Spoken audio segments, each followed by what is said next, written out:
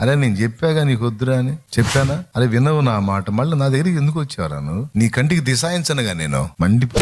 ఇక అలివయ్యే కొడుకే తంతాడు కూడా, చిన్నోడైతే పెట్ట బాతాడు కూడా. ఎందుకు చేశావు? వద్దన్నా ఎందుకు చేశావు? అబ్రహాంని కొట్టలేకపోయాడు. అబ్రహాం ఎంత సమస్య తెచ్చి పెట్టుకున్నాడు ఆయనకి తెలుసు, అబ్రహాంకి తెలియదు. నా బంగారు కొడుకు, నా ముద్దుల కొడుకు అన్నాడు. అందులోంచి వచ్చేవాడు తర్వాత వాడికి శత్రువు అవుతాడని తెలియదు. ఇదంతా ఆయనకి తెలుసు. ఏం కొనకొచ్చుకున్నాడో, ఏం తగలబెట్టుకున్నాడో పెద్ద ఆయనకి తెలుసు. ఈ రోజు మనం వేసే అడుగుల వల్ల మనం ఏం దరిద్రాలు తెచ్చుకుంటాం ఆయనకి తెలుసు. తెలిసే వద్దురా అంటాడు, తెలిసే వద్దామా అంటాడు. మనకు నచ్చదే ఆ మాట. మనం చేసేవన్నిటికి సపోర్ట్ చేసి నువ్వు ఎట్లనన్నా తగలబడుము, నేను నిరంతరం నీకు సహాయకుడిని అన్నానంటే మనకు హాయిగా ఉంటుంది. అట్టుండాలి దేవుని వాక్ అంటే. మనం ఏం చేసినా సరే దేవుడు ఓకే అని ఎప్పుడు పచ్చ జెండా చేతిలో పట్టుకొని ఇక ఊపే పనిలోనే ఉండాలా. నువ్వు వాగులో దూకుతున్నా, ఒడ్డు కింద పడుతున్నా, నువ్వు ఏ గుంటలో దూకుతున్నా, ప్రభా పెద్ద గుంట చూసుకున్నా ప్రభు దూకాలనుకుంటున్నా అంటే పచ్చ జెండా పెద్ద జెండా తీసుకొని అటు తిప్పి ఇటు తిప్పి వెళ్ళిపో అనేటట్టుంటే అబ్బా ఇది దేవుని వాక్కు, అబ్బా ఇది దేవుని కార్యం. ఆయనేమో అట్లా పచ్చ జెండాలు తీసుకునే టైపు కాదు.